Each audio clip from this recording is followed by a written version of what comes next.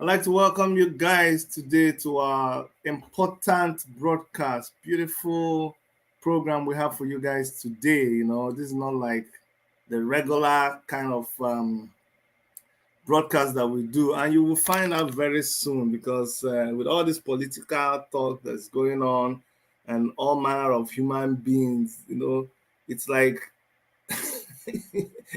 what's happening now is like those horror movies. When it gets to 12 o'clock, then you walk around the burial ground and you just see dead people just rising. People are just all over the place like zombies. That's what's happening now. All manner of people are all over the place. We don't understand some of them. Some of them, we can't even believe that they have the guts to even be showing up. But you know what? It's okay. It's a democracy. It's expected. Everybody has equal rights to participate. So we're beginning this series where we're going to be bringing in aspirants, you know, from different parties, from different political beliefs and political divides. We're just going to bring them here to seek their opinion. It does not mean we endorse anybody. It's just that we feel it is important that we begin to feature them in our programs and begin to know if they are qualified for even the position they are trying to vie for. I need you guys to do me a favor now, please, and share this video. Today we're going to be talking about so many things. The state of insecurity in our country is going to be top on our topics to be discussing today. The recent killing of the lady in Sokoto is on my mind. We're going to be talking about it, the aftermath of that killing, what people are doing about it, or what people did not do about it. We're going to be talking about it. And before I bring in my guest, say masquerade, they just bring masquerade anyhow. I need to prepare the ground. And in preparing the ground, I want you guys to take 2 minutes, just 2 minutes, not more than 2 minutes, to share this video. Now that we've started, share this video and bring in whoever needs to come and see what we are doing. While that is going on, I need to be in the mood. I need to be in the mood for this. And so I'm just going to put on my dancing shoes I'm going to take a trip to Benue State. I'm going to do a little bit of swange dance while I'm just waiting to bring in my guests. So you can join me, or you can join me. It's okay, it's okay. Even if you don't know how to dance, just pretend. Join me, I beg.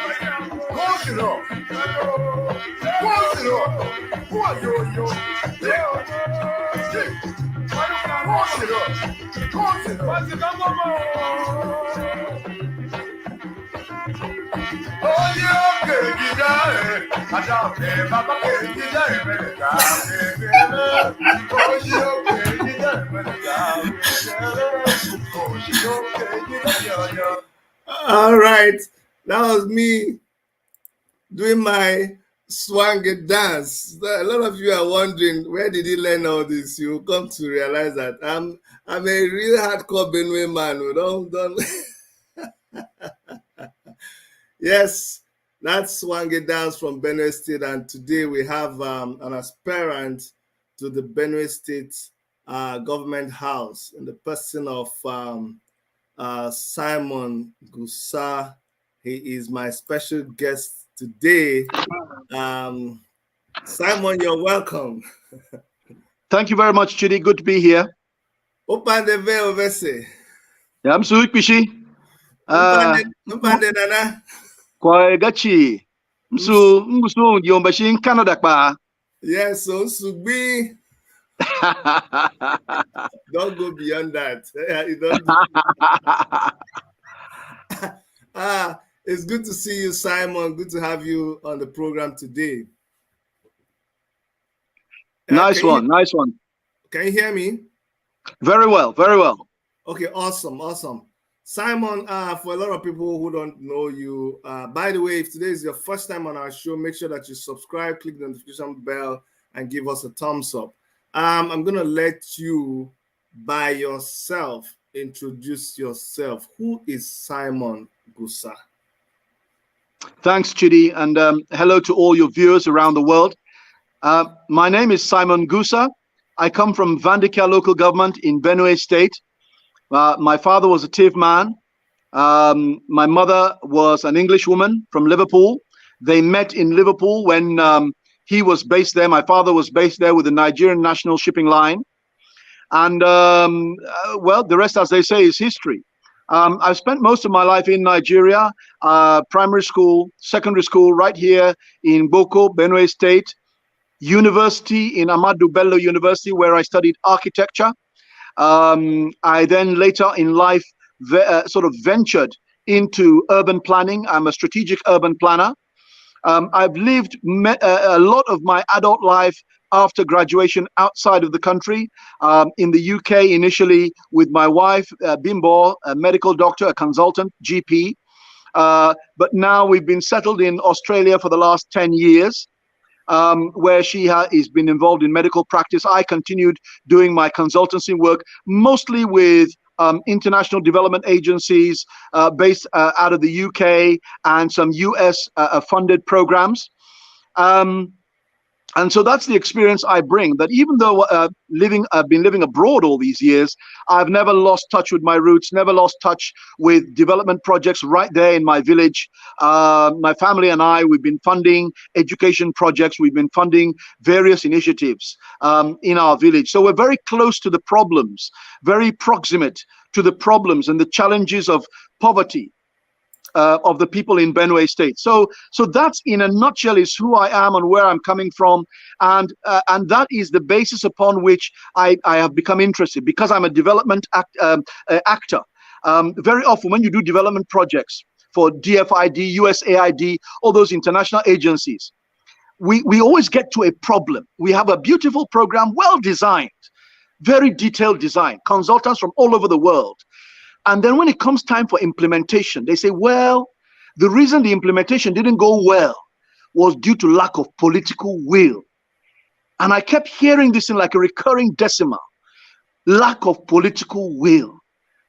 That is what is stopping development projects, well-meaning development projects, from continuing. And it started to bite at the back of my mind. What is the problem? Why would you not have political will to continue a program that benefits mothers and children and that benefits the society? Educational project, health projects, no political will. This has always been a puzzle to me. And so inevitably, I found myself being drawn into politics, because if that's where the problem is, then that's where I need to get into to unblock that political will. All right. In a nutshell, that's who I am and how I came to be here. Simon, looking at you, you're this fine Oyibo man. I want to try to locate you. Like when we see you, we're like, this Ajabo Oyibo guy, they just call. What does he know about us? So let me try to locate you. Like, let's go to the underground spiritual. It means say like somebody like you know ground well. Not be say I know ground, I full ground. You understand? I'm on ground. You understand? You're full ground. I full ground. So let me start. problem. Before we go on, look, I test your groundness. Like when it comes to food now, what will be your favorite food? Well, obviously, I only have one favorite food, which is pounded yam. It must be, because that one is a very easy jump question. The question you would have gone if you want to dig a little bit deeper, because I know you have a background in Benue. Is the soup that is the issue? I'm coming to the soup. That's what I'm saying. Okay. Pounded yam is like a basic, because if you had said something like rice, then there's no need to continue. So I said rice it up for you. Food now. Now that I know you're closer home, I want to see if I can ground you. So now that you're closer home, what soup do you like the pounded yam with? My number one soup is a soup. I don't know if you've heard of it, but it's a soup called ashwe. Ashwe is a sour taste. It's not bitter, it's sour. And there are two parts of the ashwe. They either cook just the leaf or the flour itself. So there are two variations of ashwe, and that's my best soup. But to be honest with you, you can never go wrong with okra soup. That's just the truth. Okra soup. I'm coming. Are you talking about okra soup or the ukoho soup? No, I'm not so keen. The okoho you're talking about, that's from Idoma land anyway. Oh, okay. Idoma, because that one can draw. No, that is Idoma. It's Idoma. The tea version of that okoho, where they draw like that in tea, they call it genge. Genge. I know genge too. Genge, now the tea equivalent of okoho. Anybody who cannot manage ukoho or genge cannot be trusted. Any man who cannot do that, very true. Suspicious of that person. So you mean you are comfortable with genge and ukoho soup? Oh yeah, it was one of the things my friends taught me quite early when I returned to Benue State in '79. I was in Form 3, to be honest with you. We had been in Lagos and we came back, and it was my friends who introduced me to this and showed me what to do with it. Because if you just describe, look, that's where the thing is. This is the question for you. This is the exam for you now. Because honestly speaking, anybody who identifies as a thief, diploma, any Benue State man who does not have the architecture and the construction method of managing ukoho or genge cannot be trusted, cannot be relied on. So Simon, explain to us how to manage ukoho or genge with pounded yam. It's very simple, because if you just take your pounded yam and roll it normally, you roll it. If you just dip it in the soup and pull it, the whole soup will go to follow you. Follow you the waka. So it will not work. So what you do is you draw it a bit, then you go to the edge of the plate, and then you lay it on the edge of the plate. Then use your thumb and forefinger while still holding the food, and then use your thumb and forefinger to cut it from the edge of the plate. So you dip it, bring it, and cut. Then you eat your thing. Okay, so you very dip, simple. bring, and cut. That is it. You cut it from the edge of the plate. Oh, now exactly. You pass the first test. This is the first test that you are grounded, because only a grounded Benue man will know the trick around this thing. Yes. Let's keep going again. When it comes to the second test I want to do now is this. Which is your most favorite meat? Meat, I'm a bit boring. Quite frankly, I like goat meat.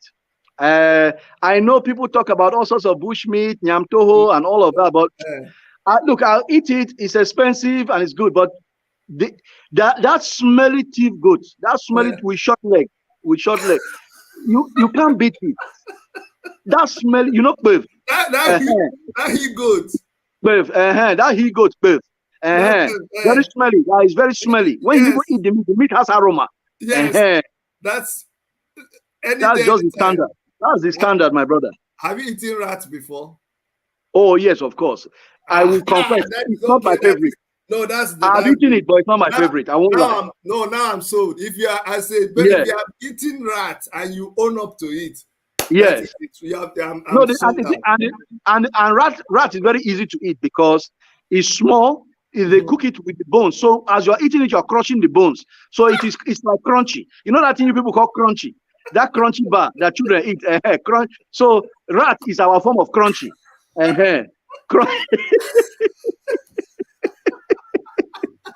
Rat is our own form of crunchy. Oh, no. That's it. I hope fellow debaters, panel of judges and friends, with these few points of Mr. Simon, I hope you can see clearly. You see, we have forgotten your Igbo-ness. Now we can locate you down home. Okay? Yes. That's very good. Now, Simon, fantastic.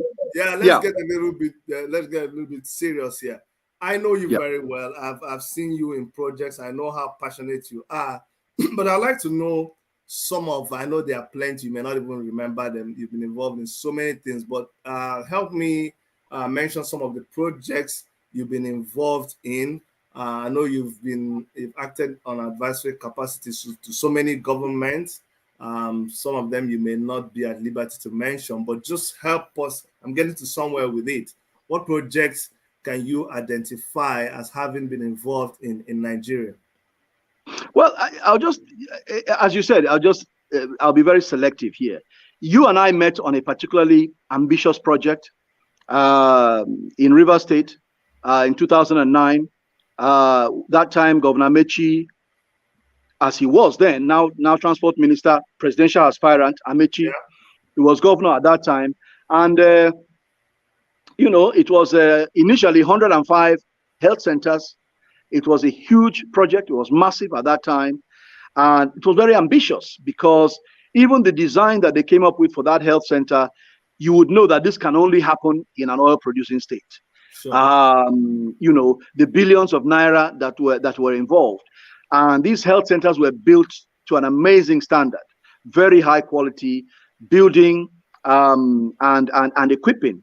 And in every local government around River State. And I particularly like the project because it really brought us face to face. That time, the militancy wasn't quite over by that time. This was before the amnesty, if you recall. It was still a little bit it was still a bit sketchy. It was still a bit dangerous there. And we had to have liaison officers. We had to have, and I think I learned a lot from that project about how it is that you engage with a project in terms of winning the trust of the community. And I learned from that project that the number one key to, endearing yourself to any project and to any community, no matter how difficult it is complete transparency. You need to lay everything on the table and let them know this is what is happening. And of course, we borrowed the concept from the oil industry. We borrowed the concept of local content. Local content was actually being applied to more in the oil industry, but we appropriated it into this construction industry and said, you know what, we are going to go by a 20% local content policy.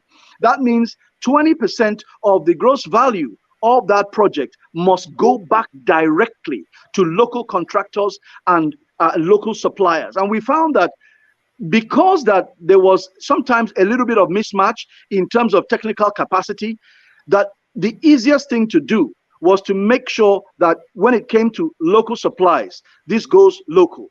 It also showed us that you need to be a little bit flexible If you come at it with a strict project management lens, you would be very harsh and say, no, no, no, no, no, no, no. That's not the price of a trip of sand.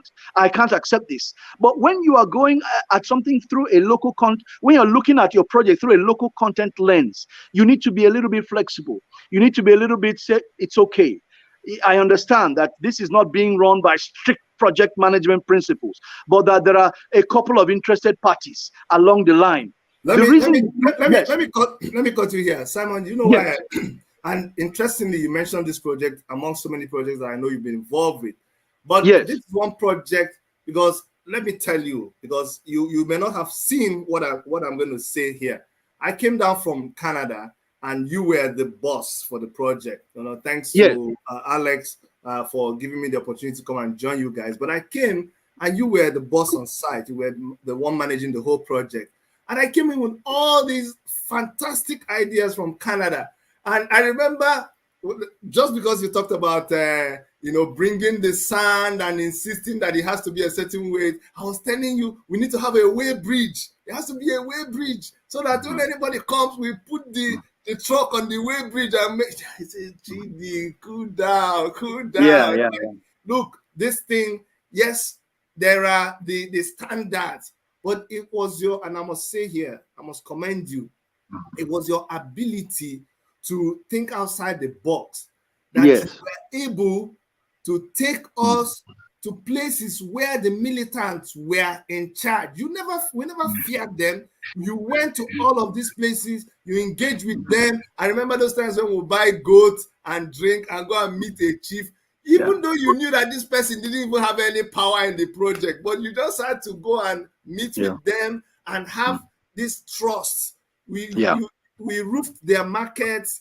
We were just accepted in places where Julius Berger had been driven off and all other construction companies were driven off. You went through the whole 105 locations that the health centers were. And that is why, the reason I'm bringing this out is because when people come and present themselves for leadership positions, you need to go and see what they have done in the past.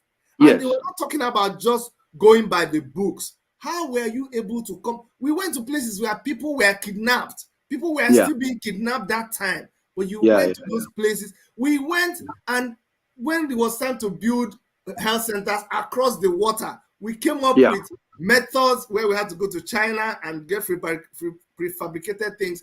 But no single area, no single obstacle was beyond what we could handle. And because of that, I want you to now talk about, we've talked a little bit about the 105, which was why you came to Rivers to help. But now the government also now pulled you in, having seen your performance in that area, which are other things that, because those are things that now involves, I don't know if you're privileged to talk about it, the general plannings and other things that you advise government on. Yeah, so I did a number of, I had a number of in between steps, but then what happened was that I now went back on a DFID project called NIAF, Nigeria Infrastructure Advisory Facility. This was a facility set up by the British government and funded by the British government, providing advisory services. It's like the British government put a free consultant advisory service at the disposal of the Nigerian government to look into, to assist them mostly with the power sector. But there was a small sector in something called effective cities. And I had a small role there under a couple of bosses, and our approach there, we looked at solid waste management, trying to give advice on solid waste management, on how that could be done more efficiently, more effectively. But what that then did is that led on to we now became, I became involved in a program being run by the Rockefeller Foundation, the 100 Resilient Cities program. And this idea of urban resilience was then coming into the fore. Everybody talks about urban resilience today, but then it was coming to the fore. It had been a bit of an academic area. It's this idea that a city is like a living organism. A city, it has its lungs, it has its various organs that provide power, that provide water. It has a transport system. The transport system has often been likened to the blood circulation around the human body. And so you're looking at a city the way a doctor looks at a human body. You know, there's a brain where decisions are taken. There's a central nervous system. You know, so infrastructure now becomes various organs and facilitating parts of that body, you know. And so urban resilience says, okay, when this body falls sick, when this body has a breakdown, how does the body recover? Because the human body is very resilient. Okay, we know that, for instance, when a human being loses their sight, their other senses spring into action in a very surprising way. Okay, so a person that can't see, they have amazing, their hearing becomes very acute. They're able to sense things that you and I take for granted because we have our five senses working, you know. So the human body is very adaptable, and that's the key word that resilience planning has picked up: adaptable. If you are so hardline and you say this is the only way this must be done, you're going to have problems, right? Because you're going to run against problems that will challenge you. And if you're not flexible, if you're not adaptable, and this goes all the way down, I'm sure you can imagine how this affects something like governance. You know, if your policy is so rigid, say this is the way we do it. You know, we don't do this, we don't do that, we don't talk to those people, we don't negotiate with those people. My brother, something will happen. You will negotiate whether you like it or not. Eventually. Because adaptation is the basis of survival from millennia immemorial. You know, so urban resilience recognizes adaptation, you know, and so that was a big lesson I drew from resilience. And so that took me to 100 resilient cities. I was a chief resilience officer, the first chief resilience officer for Lagos State. And so I was directly appointed by the then Governor Ambode, and I was there as a staff of Lagos State government. I had my staff number, my ID, everything. I became a staff of of Lagos State government, although my salary per se had been provided, you know, from the US, from these 100 resilient cities. And so that's what happened to me there. And from there, it was a natural transition. I got a better offer, still in the area of resilience, you know, still back to DFID, at that time known as FCDO, which is their new name, you know, Foreign and Commonwealth Development Office of the UK. And I worked, you know, on, the Lagos urban component of their project. And so that has been my path up until, you know, COVID intervened. So, Simon, let me see why I think Benue State, and by extension, Nigeria, yes, would have done themselves a favor. You see, I look at myself, because you have to blow your trumpet. If you don't, who will blow it for you? Enugu State, they lost woefully in not having someone like me as the governor of the state. Now, when I see someone like you vying for that seat, although you're not vying under my party, so I have reservations. But still, that does not, you know, undermine the fact that it is people like you that our nation would have done themselves a favor if they allowed you to occupy those positions. Now, tell me, looking at Benue State holistically, from all your experiences abroad, from working in very, very crazy environments, from solving problems where they just dump a bunch of craziness on you, and you're requested to go, because I know you've not even explained the things that you do, because you have to go down to data, collect data, and then break things down. I remember that day you took me out on a boat, and that day my heart went into my mouth. We had to go to the creeks to go and find out some things that were happening just because we were trying to solve a problem. Now, looking at Benue State holistically and with all the experiences you have, tell me what you see and what you believe Benue State can become. Yes. Well, before I do that, and I'm happy to do that, I want to go to the first part of your of of the statement you just made. People like us. There are a couple of implications in that statement, and it's good for technocrats to come around. But the truth is that if you want to be successful and if you want to be relevant and meaningful in the local context, people like us need to adapt ourselves, our thinking, our approach to be like people like them. Because it is that us and them that is the divide that keeps us apart, that doesn't allow people like us to be there. Let me give you an example. Anambra State is blessed to have a man like Charles Soludo as governor. Blessed. A man of his caliber and experience. A man who has been the governor of Central Bank of Nigeria. Sure. You can imagine what he sat on, what he presided over, the decisions he took, introducing new currency, introducing policies that fundamentally changed the functioning and perception of central bank in the eyes of Nigerians, and changed the Nigerian economy fundamentally. In some sense, some people would argue that him going back to become governor of Anambra State is a demotion. It's not far-fetched to say that. But the fact of the matter is, you look at him and how he conducted himself, and you get a template of how people like us can get ourselves involved in the local Nigerian situation. The first thing he did, it's very obvious. He brought himself down. That high horse that the world had put him on, young professor, high flyer, central bank governor, he climbed down from that horse and started mingling with the local people. Very important. Started understanding the problem from their own point of view.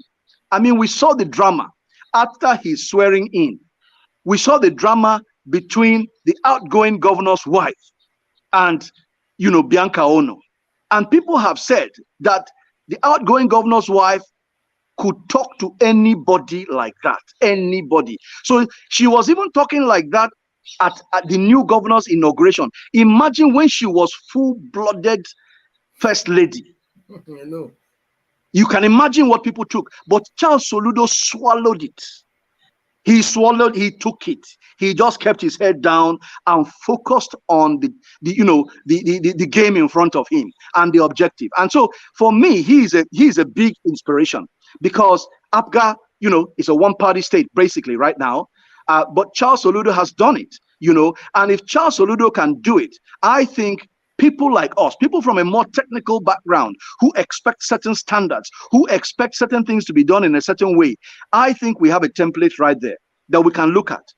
Charles Soludo is saying, no, he's going to wear locally manufactured clothes. He can dress in any designer boutique label from around the world. He says, no, I'm going to wear a quick remark, Simon, just so our people understand. Yes. When I say people like me and you, let me define to you what I meant. We come from a certain background where there is a class, they belong here.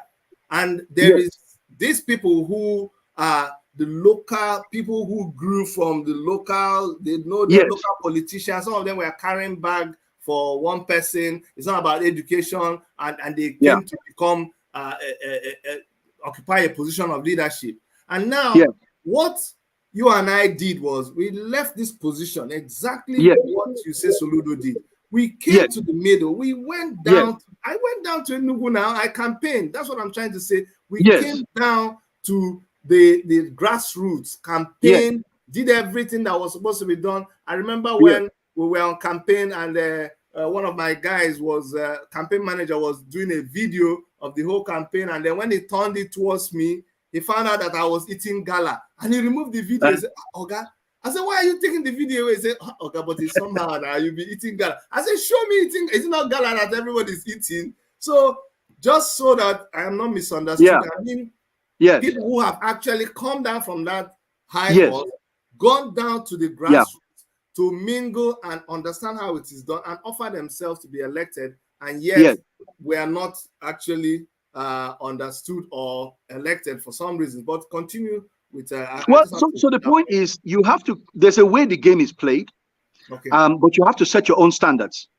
The trick is that many people have come and tried to get into the game, then get sucked into the game, and that special quality that they thought they were bringing, they sell it out. And that's a mistake, because you come into the game to make a difference, instead the game changes you. And that's a problem. And trying to straddle that very narrow line is difficult. And I guess this is why I have to give a plug for, let me just move on and say, look, that's why I'm with NNPP. That's why I'm not with the two. In Benue State, we have two recognized parties, PDP and APC, of course, which is the same at the national level. And that's why I am where I am, because I realize that you may eventually come to AAC. You never know, but let's continue. Well, the point of the matter is that the reason I ended up here is that I realized that this is the party by its very name, New Nigeria People's Party. And the idea is that they want to do things differently. And people are demanding. That's the point. This thing is market driven. This is not us coming and trying to sell the people of Benue State, a dream. People of Benue State are saying, we are tired. We are tired. The old style of doing things has not served us well. Look at where we are. We are debt. We are so deep in debt, unsustainable debt, a debt that we don't even know how we're going to come out. After how many years will we ever come out of it at all? And then before you even start talking about the insecurity. So obviously, what has been going on, the status quo has failed Nigerians. It has failed the people of Benue. And so this is actually a good time to be coming in to say, you know what? The status quo has failed. Here is an alternative. But the issue there is that you then need to walk the talk.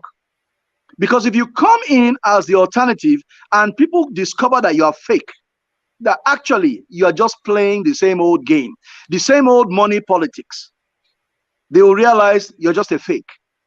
So you need to be genuine and go all the way through. You need to pursue that same line of promise and show people that you are really different. And it's very difficult. It's very tempting, because money politics has always had the upper hand. It's tempting to just bring out money and throw it in the direction of people and say, oh yeah, no, now scramble for this money. And people almost. Sorry, yeah. I will cutting you sometimes. Sorry. Yes, no problem. See, you said before we even go to insecurity, but we know that anytime you call Benue State, anytime you mention Governor Autumn, you just hear insecurity, you hear Fulani headsmen, you hear grazing or no grazing. How do you intend to deal with this issue? Because it's something that has bedeviled Benue State. It has, and it's ongoing. And I think it's important for me to declare upfront that it's not an overnight thing, and it's certainly not an easy challenge. Governor Tom has done well, but there is still more to be done. Okay? One important thing that is needed, just as we learned when you are dealing with even militants in Rivers State, as we did, one thing we must mention is, remember, we had a go-between between our project and the people. And he was a very wily, very smart politician himself, the chairman of our project. And our chairman, Orom Nte, wonderful guy, he was able to go ahead of us, ask the questions of those quote-unquote bad boys, and say, look, this project now hospital, this project now for our own good, this and that. There were negotiations that went on to make sure that disruption did not take place. It's the only way to deal with these issues. There are two things involved. The first thing is that as a governor, you must have clean hands. If you are a governor and you are a deal guy, you are actually making money off the backs of people. For me, it's game over already. You cannot then go to the second stage of say, because they say he that comes to equity must come with what? Clean Clean hands. hands. It's the only way. It's the only way you go to come to equity. And the only way you can get yourself involved in a situation that you have in Benue State is to come with clean hands and to say, guys, I'm here. Let's talk. This is the reality. This is where we stand. How do we negotiate our way out of this? Everything must be negotiated, and there must be adaptation. It means policy must be flexible. It means discussion must be ongoing. It means sincerity and truthfulness must be your watchword. Because Nigerians are many things. They are not dumb. They are not stupid. When you are lying to them, they can look you in the eye and they know that this guy now lying they talk. They know. So you come with clean hands and you talk the truth. You lay your card on the table and you speak to people, not from that high horse of excellency. You speak to people that, how do we go about this? That's an inclusive way of going about things. You ask the question, how do we do this? You may have some ideas. You got a head full of ideas. You got a room full of consultants. But when you enter a community, you ask, how we go do this thing now? You keep your fancy degree and your fancy answers. Keep it aside first. Sit down. Have that calabash of whatever it is they are drinking. Take a sip at least, anyhow. And ask them, how do you see this problem? How do you think we should solve this problem? But when you come there with your ready-made answer in your 200-page document that you wrote in London, you have already failed. Because it is from the community that 200-page document is supposed to emerge. It's from what you found out in the community that you now take away the data, as you said before, and say, okay, now we have the meat, the substance. Let us take it away and now dress it up for the World Bank. Not the World Bank coming and say, oh yeah, this was done in Egypt, this was done in Pakistan, go and do it in Nigeria. It does not work like that. Because even in Nigeria, we are over 400 tribes. They are not the same. Even in Benue State, from one side of Benue to the next local government, so many changes. You must be adaptable and you must have that listening ear. It's key. Now, let me tell you this. Benue State, let me ask you this. Benue State is known as the food basket of the nation. Yeah. I wonder if it is really that. What are you going to do about that? Whether it is food basket or not, that is a fancy appellation. The fact of the matter is agriculture and food production is the basis of our economy. It's where our people live. It's where millions are subsisting. What we need to do is to make sure that the systems of government, the policies, like I said, you'll be shocked. You won't be shocked because you've been in the environment. But many people may be shocked that many policies that people have in many governments have in Nigeria, there are some policies that have not been updated almost since independence. Many people don't know this. They're just sitting there gathering dust. They are completely irrelevant, And so one of the first things you need to do is update your policy and practice to be in line with the reality on the street and in the farm. What is the reality in terms of the weather and the climate, in terms of rainfall patterns? What's really happening? It's not about coming up with just fancy ideas. What is the reality under which these smallholder farmers are subsisting and managing their lives? How do they get by? How do they live from season to season? What are the tricks that they have learned that you, with all your university qualified consultants, do not know? Come with humility. I met a young man the other day and I was on his farm. Brilliant guy. He came out of University of Agriculture, Makurdi, having studied agriculture. Then he went to the field and went to the farm and relearned it.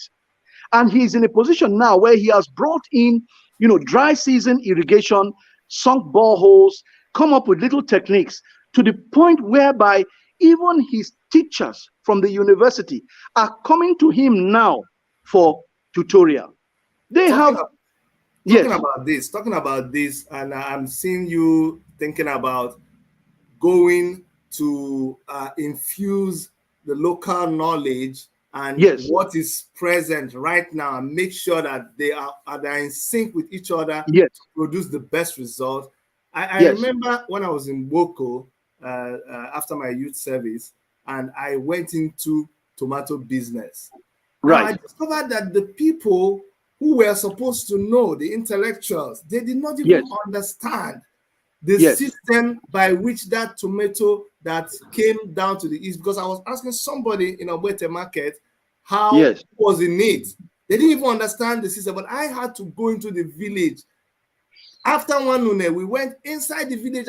We wake up around 4 a.m. We had Yes. to go inside in the places where there was no road. We have to use Okada first of all to Yes. buy the tomatoes in waterproof Yes. bags, then put it in baskets, then come to the place where small car can, you know, those Yes. cars, you Can load now them move till it. the thing is almost on the ground. Then we now come to where the 911s are. I have my own basket. You now come and load the basket before you load it in 911, before they begin to see it on the road. But you see, a Yes. lot of people didn't understand.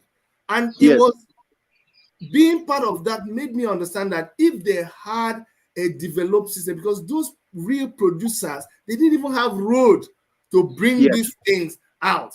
And I Yeah. used to weep when you come back on times when there was a little disruption of that system and you see their crops wasted. They just have Yes. to buy them. So Yes. I agree with you that we don't just come with our big policy without applying it to what is currently on ground. Because I know Benue Yeah. State, you have mangoes, you have. I wonder Yeah. why there are not so many juice manufacturing industries in Benue State. I don't know why. But anyway, Look, yeah. many structural problems. People have tried and failed. But you know, going back to the example I was giving you of this chap, what he is doing, you see, what you did was the first stage. You try to get involved in the market, in the value chain. Where is the producer? Where is the person who needs it? Where is the transporter? What's the market system? What this guy is doing, he has got into the production system itself. So he has gone and settled himself among those producers. He has set up his pilot farm. So they are watching, he's employing them and they are watching him. And he is going about it in a slightly different way, which is probably the more long-term way, which is to train these guys to update their system and to start thinking about the end product, to start thinking about mitigating wastage, to start thinking about the transportation and so on. And basically what happens is that if you can do small scale production at the source where it is being grown, as it is grown, you are harvesting at the optimal time because you have calculated it to the almost to the day it is to be plucked. Okay, nothing is left to chance. But then you now have to take it to the next stage where you are in a position where you can do some part processing of it right there on site, not even carrying it far.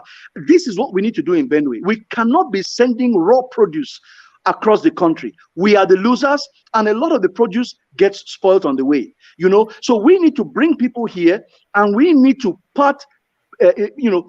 turn that tomato into tomato paste in a sealed container. And so what people will be coming to Benue State for is no longer tomato. They are coming for tomato paste. You know, and we need to do that across all the value chains, from yam to mango to pepper to anything else. You know, then people are coming to Benue State to produce something that is already well packaged, that can withstand the rigors of road journey to Lagos, Kano, anywhere, because Simon, it's not raw food. Yes. I can see a lot of people, they are saying that your brain, they're very sharp, the brain is there, and they are recommending, I don't know why, I don't know, but they're just recommending African Action Congress for you. They're just saying it, I don't know, but they're just saying you sound like a candidate of the African Action Congress. I don't know why they're saying that. I know you're not in the AAC yet, but I'm just seeing, I don't know. Let's just see. Yeah. Now, and by the way, let me apologize for the bad light, that there's no light, so I'm sitting outside trying to catch the few rays of sun for this interview, so please don't mind. I know. I'm even thinking we have to round it up before it gets very dark, because then we won't see your face. It's because of your Oyibo-ness now. By now, if I know they can see you again. See the advantage, but Yeah, so big advantage. Well, and okay, let's talk about let's go a little bit to Nigeria, because what is happening is affecting everybody. Yeah. Benue State has had its own fair of own fair uh, insecurity. Okay, uh, how do you say, fair share Fair of share, fair share. insecurity? Okay, but we just saw what happened in Sokoto Yeah, State. And yeah, as someone who is aspiring to be the governor of the state, yeah. I don't know, I want you to speak to this thing and the leadership in the country and how people have managed it vis-a-vis what I think people like you can do with the leadership of the country, having seen what people like Soludo are poised to do. Look, first of all, the incident of Sister Deborah is is a tragedy. It's a tragedy, and it's a tragedy. And no matter what, how we try to dodge away from it, it's a failure of leadership. I'm sorry to say, um, because you live in Canada, I've lived in Australia. Oimbo man can be as irrational as anybody. Okay, we saw Capitol riot in Washington D.C. They broke down the door of Capitol. They climbed table like animals. Now Oimbo people be that too. So we know that any society is capable of descending into barbarism when there's a failure of leadership. Sorry to say. So we, the elite, cannot wash our hands and pretend we don't that we are not responsible in large part for where Nigeria is today. It's a failure of leadership. Let us beat our hands on our chest and ask God to forgive us for collectively, as an elite, because we are elite, whether we like it or not, as an elite, for failing this country. We need to get back to the true grassroots where our people are and understand what's going on. Very often, we have used our influence over the people to our selfish advantage. We have sown seeds in our people that makes them flare up. How many weeks ago was it when that wonderful military couple was butchered terribly?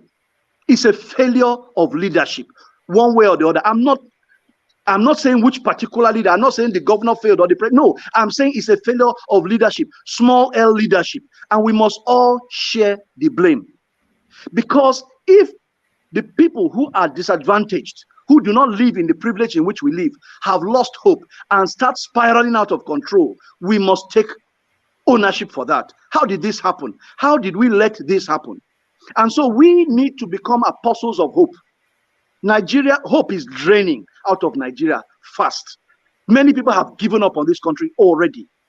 I mean, to some people, some people think that this kind of conversation, we're only presiding over a funeral ceremony, that Nigeria is already half dead. That is some people's opinion. Sure. We must inject hope. We must inject optimism back into this country. We must let people know that there is hope and that there is a way. And we must apply our considerable education and our considerable capacity, not to selfishly twist the game to suit our selfish ends, but to twist Nigeria back on course. We have to re-engage with Nigeria and say, you know what, we did wrong. We've made mistakes, but we need to turn things around. And so the first thing we must do is own the problem. If we assume it is them, not them, we will get it wrong again, Chidi. We must say, we have failed. We have failed. That is how it works. That is how turnaround works. Right from biblical repentance. That's how it starts. You must first start by beating your chest. Simon, I will try you, but right now I really pissing at them. I know, but I know what you're saying. I know what you're saying, and I know you're losing so much light already. Yes. So I'm going to be asking you the last questions as we round up. Simon, I know. Okay, good. I know you. The little I know you, I know you're doing well, but by Nigerian politician standard, I don't think you have a money unless there are some things you did between the last time I know you and right now. But I don't think you have a war chest of or you have a bullion van parked in front of your house. So how do you plan to fund your campaign, since it looks like you need a lot of money in Nigeria? Because people will, I know when I called you Your Excellency, you said, no, Chidi, stop it. I said, no, I'm not calling you because I love you. It's because I have to follow you and collect money. So when they're coming, they will run after you and say, Your Excellency. How are you going to manage that? The money question is a good question, but I got into this not because there was money sitting there. I got into there because I had an idea. I've been working for the last couple of years. I used my COVID pandemic lockdown in Australia. They really locked Australia.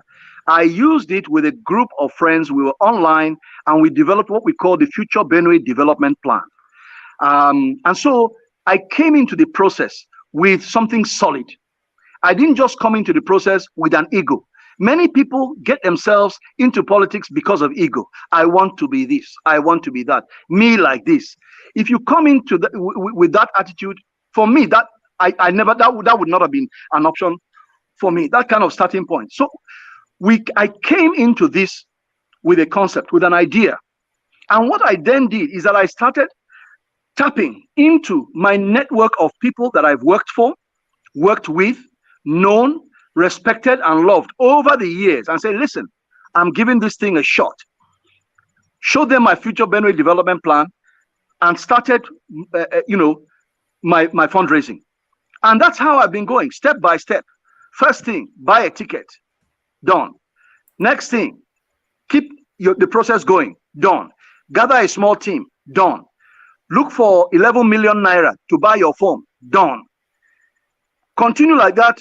We're going step by step. If you ask me how I asked advice from somebody who has been in this game. I said, look, assuming I even get through the primary process, assuming I even, I'm able to become my party candidate. I said, how much do I need?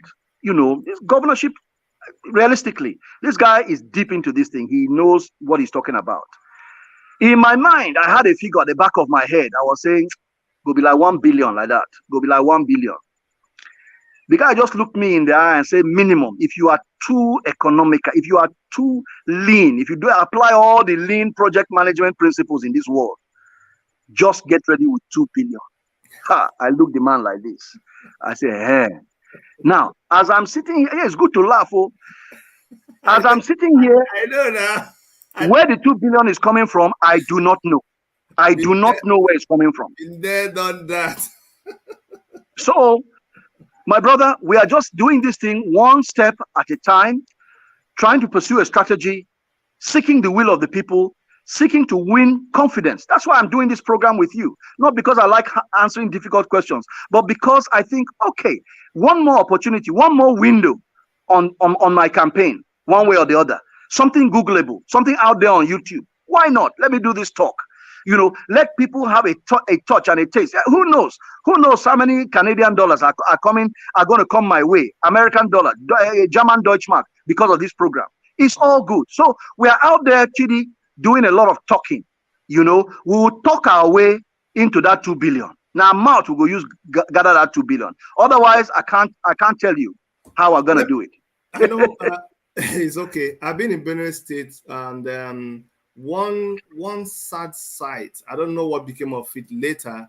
When I was doing a project, the Palm Gardens in Makurdi for General Amalo, I remember I used to go and see. There's this big hotel by the river. I think, is it Sheraton or something? Sheraton, yeah. What happened? What happened to that project? And if it's still there, what are you going to do about it? And the second question, probably the last, is your father was the GM of Benue Cement Company, right? He was the first indigenous commercial controller. First indigenous commercial controller.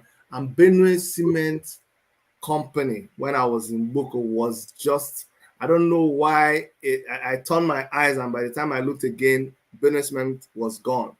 What are you going to do, knowing that Benue Cement is sitting on a gold mine, because all the things like the limestone is coming from there, and every other, the gypsum was coming from Benue Cement. You just had to just stand in the place, get this sand, get this rock, crush it, and you had cement. And yet that thing failed. Those brought tears to my eyes. So what are you going to do about projects like that Sheraton, if it's still there undone? Yeah, and, it's still there. Even the bank of Benue River, which is a big tourist attraction, and nobody did anything about it. What are you planning for that place? For me, one thing we need to do is, you can become governor of Benue State, and if all you do is pick up these loose ends that you've just mentioned, they are in their hundreds, here and there, loose ends. I traveled to Ado in, in the Zone C, or the Idoma-dominated part of the state. And you see, every time you travel along the road, you see one small signboard, water project donated by EU, water project donated by USAID. And what happens is that these development partners, they come into the state. All they have money for is what you and I would call a pilot. It's a pilot project. They're not coming to solve all your problems. They're just coming to show you that, CEO, there's potential. The first thing I'm going to do, because I come from a development background, with these international partners, we will attract them back into the state. Because you see, the first money you have to look for is the free money. Not in the no investor is coming in, from on day one. On day one, you are a charity case. You are a basket case. You take charity. All right. Sure. So welcome the charity. The truth of the matter is that the development sector is looking for projects around the world. CEDA, the Canadian government, is looking for where to spend millions of Canadian dollars. Sure. The Japanese, the Germans, the French. The first thing you do, study their brochure. What in the French can't do without water? They are focused on water. Oh yeah. Commissioner for Water Resources, make sure you pull in 10 million, equivalent of 10 million US dollars of water project. Go and study what the French want. Make sure they feel that Benue State is the most viable state to come to. Let's make Benue attractive. So you look for the free money first. What are the British doing? What are the Japanese doing? What are the Germans doing? Because what happens is that any German, Japanese, American, Canadian, French investor who has the real money, the markets, is first of all going to get his intelligence from his development agency. If the development agency has nothing but tales of woe and lack of transparency, and a government that is feckless and uninterested, the investor will not follow. But when the investor is having his glass of wine in Paris or in Toronto, and the CEDA person says, oh, Benue State, they are switched on. They rolled the red carpet out for us. They are very responsive. We asked them to do this, this, and that. They do it. They jump. They are proactive. The investor is going to say, really? Then the investor becomes interested. So it is left to us to sell ourselves. If we can't sell ourselves, we shouldn't expect anybody to come and bail us out. The second question, what was that? What? No. Actually, you combine them together because I asked you. Good. The Benue Cement Company. Benue Cement. Right. Company. So the issue is this. For me and for us, the way we are looking at it, first of all, we need to be bold enough to deviate from the script. And the script, as you know, in the fourth industrial revolution is machine learning, automation, in other words, killing jobs. Even in the developed world, it's a big, very contentious issue. And we need to be careful not to fall into that trap. We need appropriate tech. We need investors who are not just interested in making profit, but who are interested in creating jobs. If your investment plan does not have a convincing job creation plan, if you just want to bring a bunch of computers and put our people out of job, I'm sorry.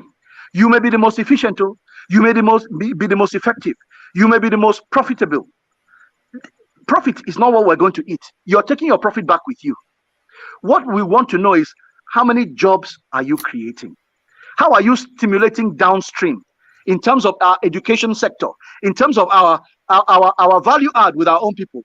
This is my light source. It don't die now. So it's we are okay. really in the dark. It's okay. So We're hearing you. So that's where we are, Chidi.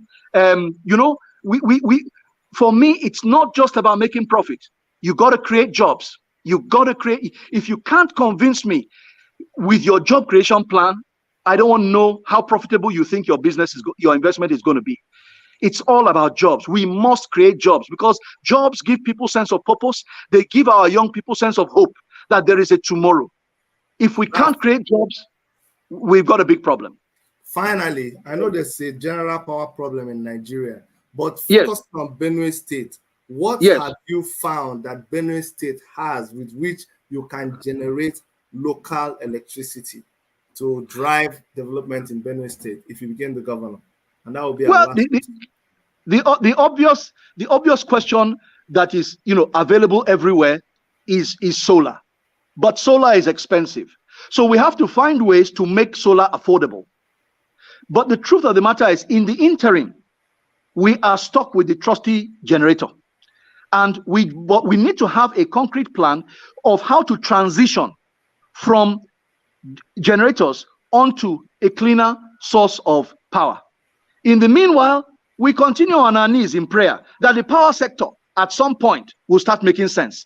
Because for now in Nigeria, the power sector has not made sense since 1999. All the money that has gone into it, we are still not seeing the results. We keep hearing different.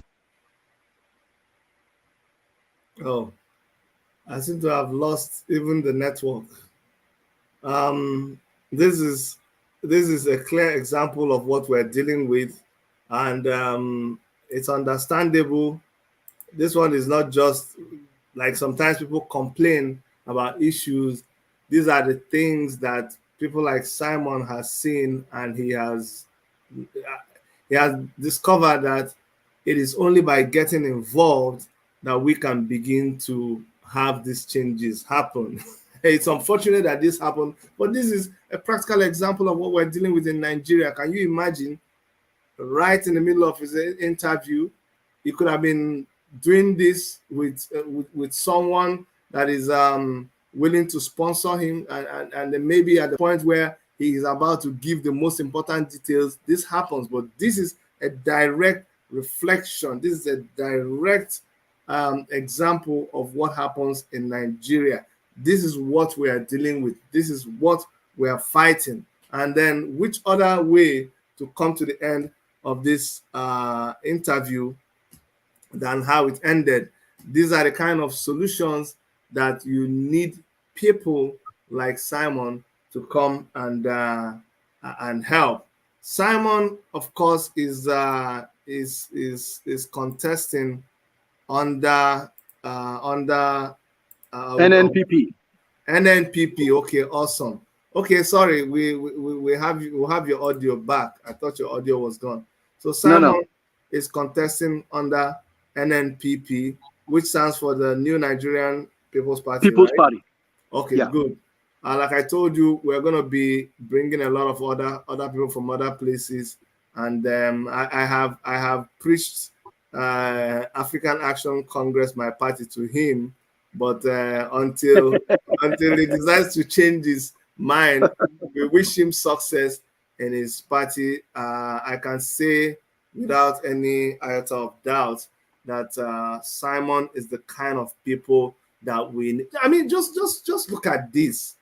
Did you believe that Nigeria has imagine this kind of person as governor? Imagine as Soludo did this one day. Imagine, I'm just saying, imagine a conference of Nigerian governors, and these people like this are sitting.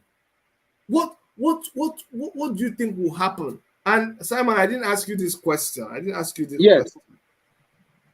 Everybody, a lot of people have been clamoring for independence out of the failed state of Nigeria. If you became the governor and the people of Benue State, in conjunction with other states of the Middle Belt, decide to embark on a referendum to decide if they want to be on their own, is it something you would accept or something you would resist? Look, A referendum is to ask a question. Sure. And there's nothing wrong with people asking questions, you know, but the problem often is that the basis upon which the questions are set is a big issue. In Australia, where I've been living for the last few years, they have a big question hanging over their necks also. And their question is what to do about the Aboriginal people, the original owners of Australia. Sure. And the government there has been very uncomfortable to have that conversation.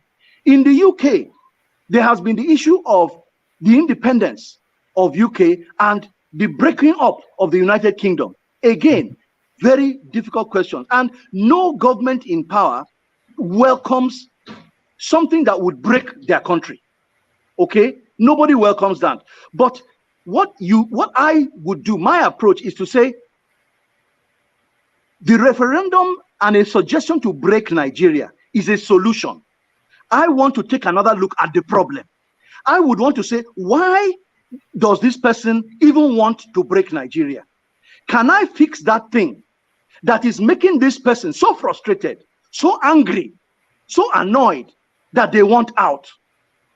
If I can fix the root problem, maybe we can avoid the bitter end of Nigeria. I want Nigeria as one, but I know that Nigeria as it is currently constituted, Nigeria as it is currently operated, Nigeria as it is currently run to the deep disadvantage of so many people cannot continue. The overweening power of a tiny micro elite over a mega population, I'm sorry, that doesn't work. We must give this majority a voice. We need genuine democracy, clean, genuine elections. So you would allow a referendum if you were the governor? It will not be done in Benue State only anyway. If Nigeria as a sovereign entity comes to the conclusion, and we'll be part of the debate, that is the point I'm trying to make, we'll be part of the discussion.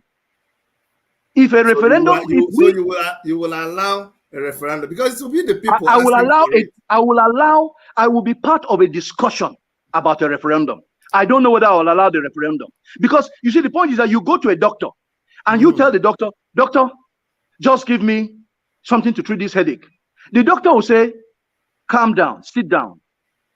Let me examine you. What I'm saying is, at the end of the day, we've gone through the discussion and we arrived at the point where we now agree, the people, not you, the people, because it's always about the people. The people, after their presentations and the meeting, agree that, Oga, we want a referendum. You don't have any choice but to allow it, right? No, if that is what the people want, and if the process is sound, of course, we do the will of the people. All right. We serve the people. We serve the people.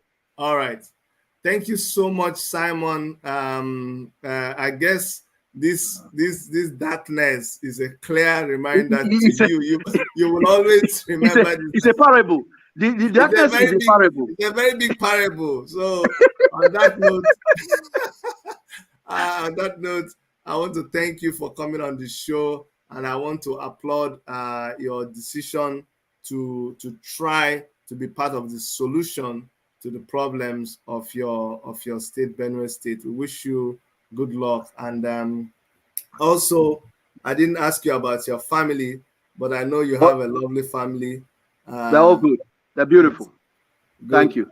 Thanks for asking. Regards to your wife and kids, please. No worries. We're hoping that we'll invite you back as a candidate when. No problem. I look forward to that. I look forward to that. Thank you very much, Simon. Thanks and God bless. Thank you, everybody. Okay, bye-bye. Bye-bye. All right, guys. So that was Simon GUSAH, who is an aspirant, excuse me, to the position of Benue State governor. Sorry, let me take this water.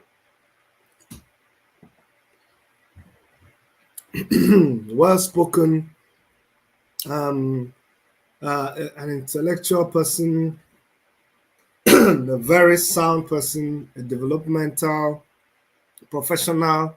an architect by training.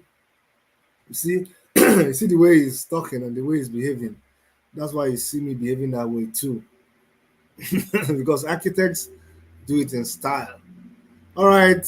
my own my own engine is winding down too. As you can see, my voice is going down. But that's the end of our broadcast. I'd like to thank you for staying with us through the broadcast, and please continue supporting us. Subscribe if you have not subscribed, and share our videos. And I'll see you guys next time when we invite another aspirant to come and tell us how he wants to lead if he's given the opportunity. On behalf of Dr. Erica and every member of our crew, my name is Dr. Chidi. Take care and bye-bye.